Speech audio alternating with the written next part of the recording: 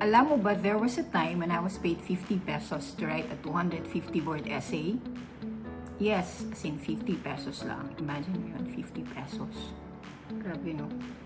Fast forward to today, because of the opportunities that came through remote work, I've had the chance to travel to different countries, work with international clients, and attend the Canton Fair, the biggest fair in China, where I met business owners, CEOs, and professionals from different parts of the world. So kung may magsasabi sa akin na mangyayari yan sa akin, siguro tatawa lang ako nun. Hindi ako maniniwala. So to be honest, hindi ko talaga in-imagine na dito ako dadalhin ng journey nito. Hindi ko naman pangarap maging virtual assistant. So actually, hindi ko nga rin alam noon na merong ganitong klaseng trabaho. So, ang gusto ko lang talaga noon is makahanap ng extra income. Sideline, added income, anything na makakasupport sa aking full-time work. So, and that's exactly what I want to share with you in this series. Hi everyone, I'm Cheryl and welcome to VA Notes. If you're here because gusto mo maging virtual assistant or maybe curious ka kung paano ka talaga magsisimula or maybe natatakot kang mag-start, this series is for you. I just want to share my real story, yung totoong journey ko, yung mga good decisions, yung bad decisions, yung mga lessons that I've learned. Sana may mapulot kang lesson para sa sarili mong journey. So, let's go back to where it all started. Believe it or not, hindi ko alam noon na may trabaho palang virtual assistant. I only learned about it through our family friends, Drew and Adele. So, shout out sa inyo. Kung mapapanood nyo ito, shout out sa inyong dalawa. Thank you so much. Kayo talaga ang dahilan kung bakit ko na-discover itong industry na ito. So, after that, naging curious ako. Sabi ko, meron palang ganitong trabaho. So, I started searching online. Wala akong alam. Wala akong experience. So, basta ang goal ko lang noon, makahanap ng extra income. So, ang una kong nakita is essay writing. At that time, full-time employee pa ako sa Smart Telecom. So, grabe ang routine ko noon. As in, grabe. Papasok ako sa office buong araw.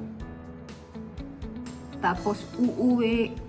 Matutulog ng ilang oras, gigising ulit, tapos magsusulat ng essays, then matutulog ulit, gigising, pasok na naman, and then repeat. So yung bayad sa akin, 50 pesos for every 250 word essay. So simple lang yung computation, no?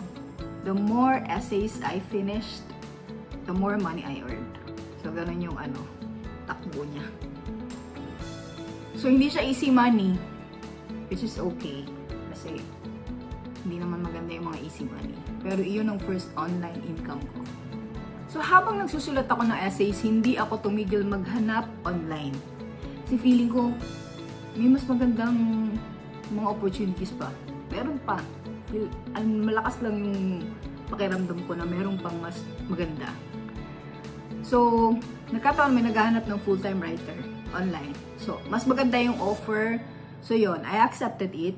Pero ito yung nakakatawang part. Hindi kasi talaga ako writer. Promise. Hindi ako magaling magsulat. Hindi ko passion yung writing. Pero yun lang. Walang passion. At saka hindi magaling pag kailangan mo ng added income. Kaya sabi ko, sige na nga. Aaralin ko na nga. At isa pa, nung time na yon, wala pang AI noon. Walang ChatGPT, walang AI tools, walang shortcuts.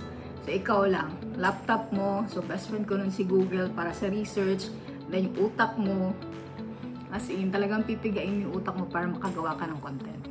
At doon ko na-realize, hindi mo kailangan maging magaling bago magsimula. Minsan, nagiging magaling ka kasi hindi ka sumusuko. So, after that, hindi pa rin ako tumigil maghanap ng better opportunities. Hanggang sa may another company na nag-offer ng full-time remote work. So, mas mataas ang salary. At doon ko ginawa ang isa sa pinakamalaking decision sa buhay ko. Nag-resign ako sa corporate job ko. Pero, please, don't stop the video here and think magre-resign na rin ako. Hindi. Huwag ganon. Wait lang. Kasi honestly, leaving your corporate job isn't for everyone. At hindi ko rin sasabihin sa inyo na gawin nyo yung ginawa ko. Magkaiba tayo ng buhay. Magkaiba tayo ng responsibilities.